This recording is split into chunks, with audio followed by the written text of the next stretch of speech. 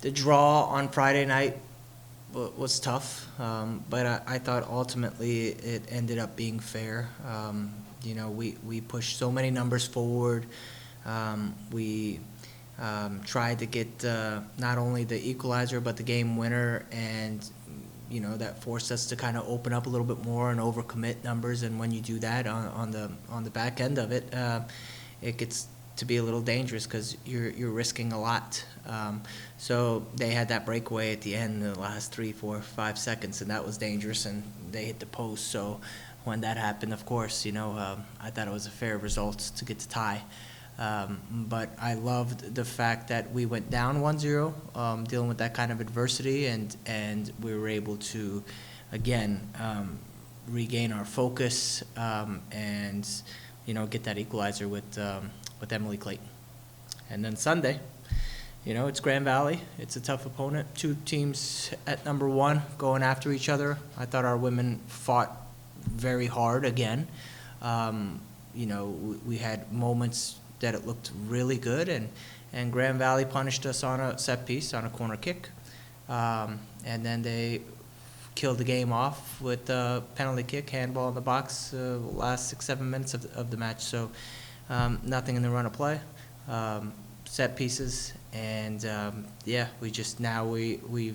we're looking to bounce back, refocus on Northern this week, and get ready for that.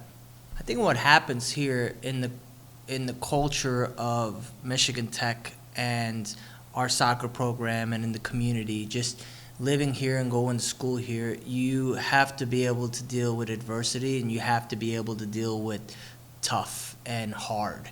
And these are women that embrace that. They know going in that classes are very difficult. It snows so much out here. Just everything is tough. And then you add on the stress, the pressure, the matches.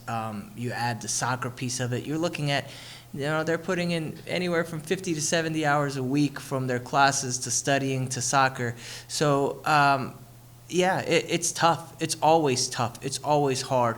But now this is a group of veterans that understand, how to embrace that pressure and how to be comfortable with being uncomfortable and being comfortable in hard situations. And there's no quit in them. So they're ready to fight. They're ready to come back. They're not going to give up. That shows you the kind of character that these young women have. It's the refusal to lose, never say die attitude, and they're going to go all the way until the very end. And that's the kind of group, that's the kind of mentality, that's the kind of culture, and that's the kind of women that we have here. It's pretty nice to see that, right? I would love to come here and talk about Emily Clayton every week with you guys. That means she's shining, she's putting numbers up on the board. And she's playing shutdown defense as well. She is a person that is very coachable. She always has been. She is someone who is about the team and wants success for the team. And she's someone who has always been all in since day one. So I can't really say enough about Emily Clayton. She's just a wonderful human being, an amazing soccer player, the perfect teammate, and a very, very coachable person. So to see her getting comfortable in her role, to see the belief that she's starting to have come out and kind of show her ability in the air and her defending, it's fun to watch, it's fun to witness, and I'm just incredibly proud of her. I mean, I don't even want to say hold them to 2-0. I want to say that this was really a 0-0 match. We gave up the corner kick, and nice corner kick by them for sure, but I think we could have had that one. And then we gave up so it's really 1-0 going all the way till the end of that match. And we also had 5 corner kicks to their 5 corner kicks. We had 14 shots to their 9 shots. So it was definitely a closer match than a 2-0 match. And I think that we could have gotten a result on Sunday. And now I think the belief is there with this team where we don't see it as we're playing Grand Valley. Let's keep them down to 2 goals or 3 goals. It's about can we get a result? Can we beat them? And of course, we have respect for them. We have a lot of respect for them and what they've been able to do over the years, and their coaching staff is doing a great job with that group, and they have a lot of talented players. But our group has also come a long way, and we respect everyone. We're not afraid to play anyone, and we know that we can get a result against any team on any given day. Again, Grand Valley, Saginaw, Ferris, Parkside. I mean, all of these teams, Northern Michigan coming up, everyone is quality. Everyone is good. And I think that was the biggest thing for us last year was not getting the goals, but also not getting the opportunities and that shot production. And now we're getting the chances. So that's very important, creating those opportunities, whether it's crosses, shots, getting corner kicks. And now it's putting the pieces together where, you can be dangerous and score goals with those opportunities. And then against very good teams, it comes down to set pieces a lot of times. You saw that with Northern Michigan and Ferris with 2. We beat Ferris with 2 set pieces. I mean, Grand Valley beat us on set pieces. Saginaw beat Northern Michigan on a set piece. I mean, set pieces whenever it's this tight. I mean, it's exciting. We're very familiar with them. They're very familiar with us. They're a very good team. They made the NCAA tournament last year. They've had our number over the last couple of years. John's doing a great job over there since he's transitioned from the men's game to the women's game.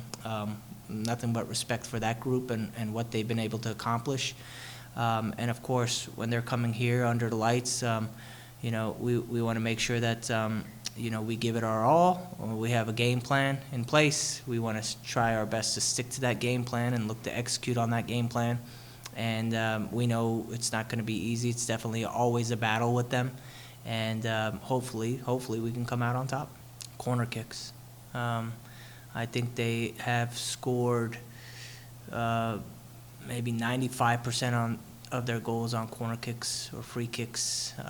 They're very good on set pieces. They have some special players as well. 23 is very good. 7 on that left side is very good. 10 is just creative and playmaker. 9 can bend it in herself on these corner kicks. They're a talented group. They work incredibly hard. They send a lot of crosses in. Will try to beat you on the flanks and put balls into the box. They have a lot of numbers inside the box. They do a good job with pressing and then counter pressing to try to continue to put that pressure on you. They attack those first ball, second balls, especially when there's any kind of a scramble inside the 18, and they're dangerous on corner kicks. So a lot of talent, a lot of hard work, and they play a certain way, and they do really well with the way that they play because they're able to get results. No, it won't be a similar style. It'll be a completely different style of play from the opponents that we're facing. Grand Valley has a certain style that they'll play. Northern has their very own style that they play, and both teams execute their own style very well. So it's a little bit of tweaking and adjusting for us. How we're going to come out to play, how we're going to handle that style, and what kind of game we want to try to impose on them. But the bounce back is always important. Playing 2 tough opponents back to back is never easy. But if you do want to make the NCAA tournament, you'll have to play on a Friday, you'll have to play on a Sunday, and at that stage, everyone is good. And in the GLIAC, everyone is good. So every game feels like a NCAA game when everyone has quality. So, yeah, the bounce back is important. We want to get right back out onto the field. Anytime you lose, you want to get back out onto the field as quickly as possible. And then this week, it's one match, one game. So you got to leave it all out there on Friday night because you don't have that game on Sunday. we'll be able to adjust our recovery rest a little bit better this week as well. And then before we take off back to Grand Valley the following weekend, we want to try our best to get a result at home. And right now we're tied, three-way tie for second place. And, the race is on with, 8 games left, and everything is tight, everything is close. It comes down to these little things now, and finding a way to get a result so that we can accomplish our goal as a team. It won't be easy, but like I just told you before, nothing is easy, and nothing is easy out here, and we believe that anything that's truly worth having should not come easy. It should not be handed to you, that you should be working for it, and we're firm believers of that, and we're going to give it our best and leave it all out there on Friday night.